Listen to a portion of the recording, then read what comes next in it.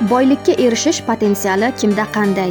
O'qotar burji vakillari, o'qotarlar keng qamrovli ishlar, xalqaro biznes va ta'lim orqali boylikka erishish imkoniyatlari yuqori.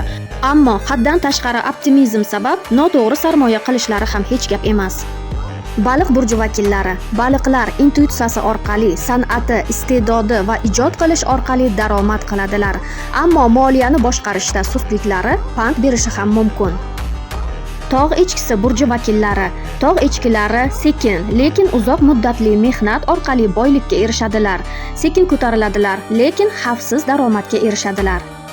Qisqichbaqa burji vakillari, qisqichbaqalar oilaviy biznes, ko'chmas mulk orqali boylik orttiradilar. Oilasidan qo'llab-quvvatlash bo'lsa, tezroq daromadga erishadilar. Minus tarafi, ular kayfiyatiga bog'liq ravishda moliyaviy qarorlar chiqaradilar. Parizod burji vakillari, parizodlar moliyani boshqarishda yaxshi, lekin boylikni mehnat bilan asta-sekin to'playdilar. Ular tejamkorlikni va hisob-kitobni yaxshi biladilar, biroq haddan ortiq tahlil pul yo'lini sekinlashtirishi ham mumkin. Siz qaysi burjga mansubsiz va bu borada nima deb o'ylaysiz? Izohlarda yozib qoldiring. Darvoqe, like bosib, kanalimga obuna bo'lishni ham unutmang.